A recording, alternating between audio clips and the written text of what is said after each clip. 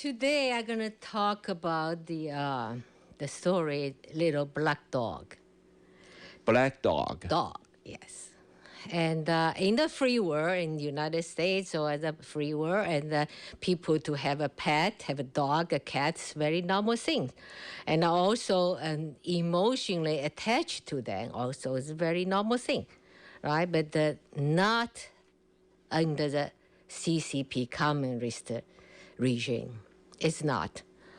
And since 1949, they took a power. They just started door-to-door search for the dog. And because they say that if they wanted to search a citizen's home, and they say searching enemies, right? Enemy of the state. And the dog will protect the master, so it was interrupting their action. So they just took all the dog. So I born in Shanghai. In Shanghai, they say all the dogs gone. So they basically banned the dog. Ban the dog, yeah. And then another thing, then after the dog, they after the cat. So what's wrong with cat? They're not going to bargain or buy or people, whatever. But they say that because we don't have enough food, so we had to, if you feed the cat, so wasting the state's resource, which was the rice or whatever, Well, can I share my own allowance of food with my cat? That's what I mean. People say that, I save my food, I feed the cat. No, you can't. Because if you have extra food, you should give it back to the state. You're not supposed to feed the animal. That's typical in the central plan economy, right? Yeah, that's central plan economy. And so therefore, in my childhood, and I remember when my brother was 4 years older than me, and when he was 5 or 6 years old, and he had a little rooster. So he just feed the rooster, save his own food, feed the rooster every day. The rooster would love him and follow him around.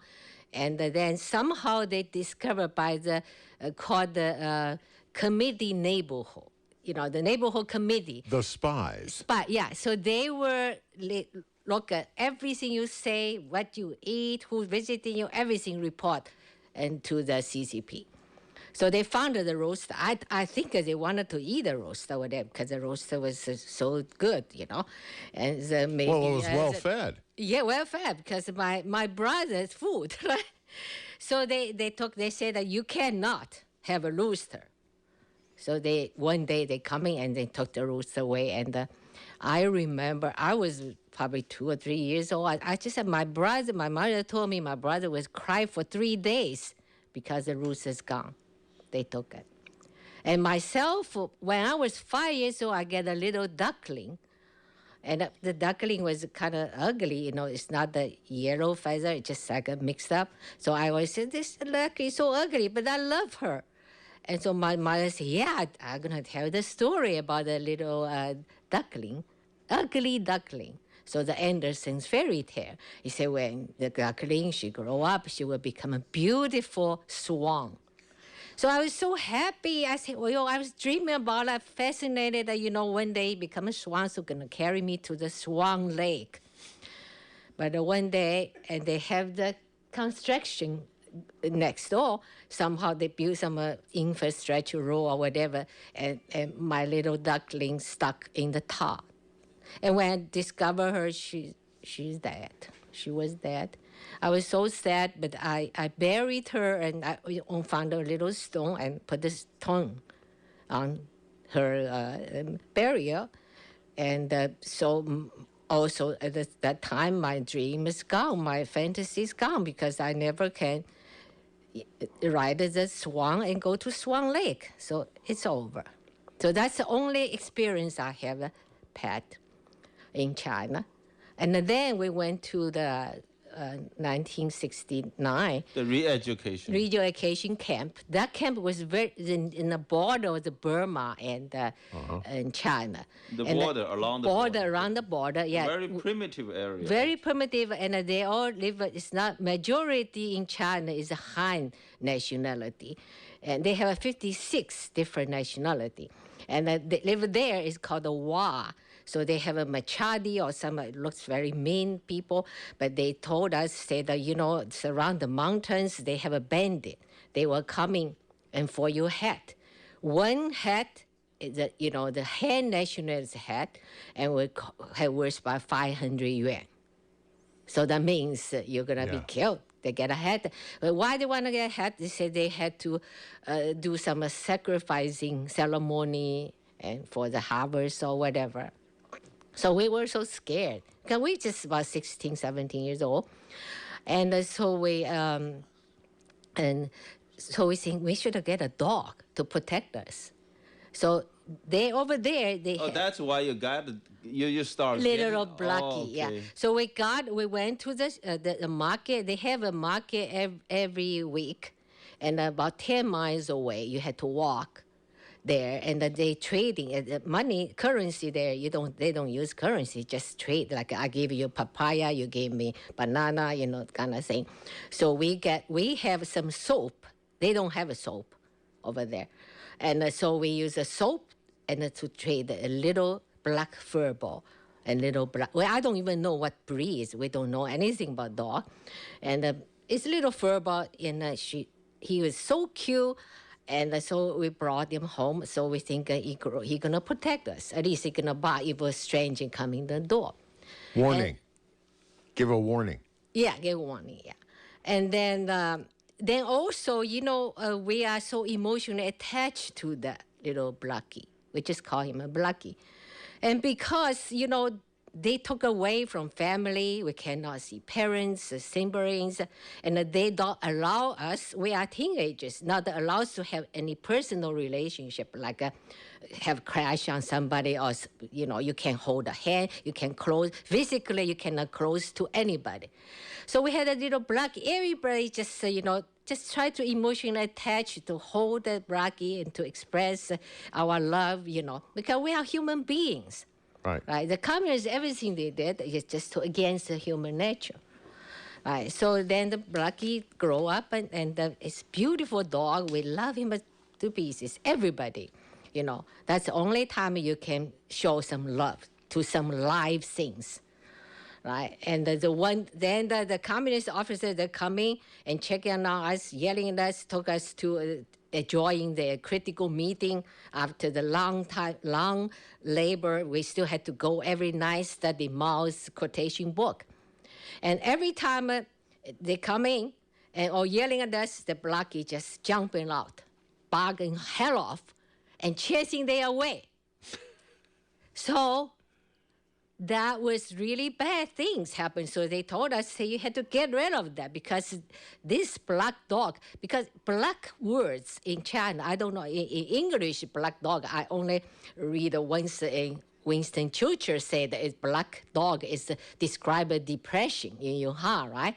But in China, black is like a demon. Oh. So he said, why you got a black dog, And so because the revolution is a red color, representing, symbolize revolution is red, right? So black is capitalist or enemy and demon, whatever. And so they say they're going to order us to kill the Blackie. How can we do that? So they had the emergency meeting. They say that they had to get rid of it because this black dog. No, hold on. Yeah. You mean they actually hold a meeting purposely for this dog? Yeah, for this dog. To get rid of the dog. Yeah, they say that this dog, why he always barking and biting and chasing away communist officer? Because they got other kids visiting from other village, and they don't buy, they just welcome. I think maybe, some tobacco they use or whatever. The dog just thinking you're a stranger, you're not. So they automatically. But they didn't know about political class status. How do they know it's communist or what? The dog doesn't care. That's what I mean. I think those communist officers have too much karma. So that's the dog. Yeah. The dog is barking. The dog, dogs can sense bad, malicious feelings, and so I'm sure that's what was going on. Yeah. So they just had a meeting and then decided that this order is to kill the dog. We cannot do that. So we had a meeting. We said, maybe we just go solidarity and to protest. We wanted the dog because to protect us from bandit, whatever they said, right? But and they say no, you had to get rid of. So we come out with the idea. We say maybe we're gonna take the dog to the market and far away, and to other village, just let him go. Maybe somebody will pick them up or whatever, So we to make did. the dog survive. Yeah, at least survive, So we did. And what's happened is also we deliberately, we had a head of our group, and we told him to take the dog to go far away, not this is the market, and just go sideway, and dog never know the road, and about 5 miles, 10 miles, totally about 15 miles away. So it's a long walk. And you know what's happened? Next day, and he come back. I was going to call that. I didn't want He to was spoil the so story, but yeah. I know dogs, and dogs will come back home. Yeah, he come back home, and he was so smart because he's smart and he's loyal, and then, just sealed his fate. Yeah. So they found out, and we just hiding. Every time we hide him for a couple of days because we just when somebody coming, we immediately hide him.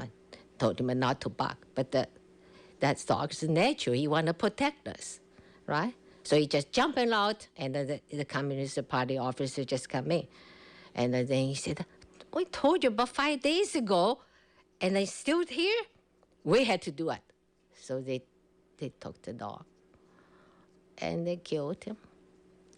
And they made the dog stew, and they had the party, and they invited us to have a soup or something. We just so sad.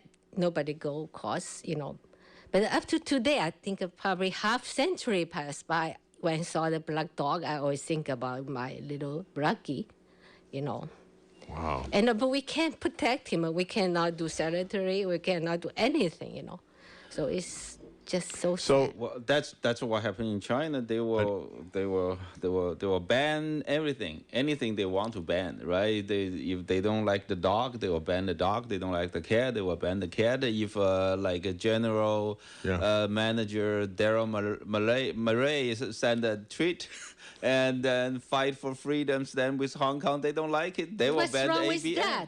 Just that. The trade back to last year, October 4th, Friday. He just 2 words: fight for freedom and stand by Hong Kong. Stand for Hong Kong. Something. Stand with Hong Kong. Wow. Yes. So it goes to show, from when Amy's little black dog was taken away and killed till now, it's still a totalitarian government. Well, that's why it To is this in day. China. 71 years. There you go. It's amazing.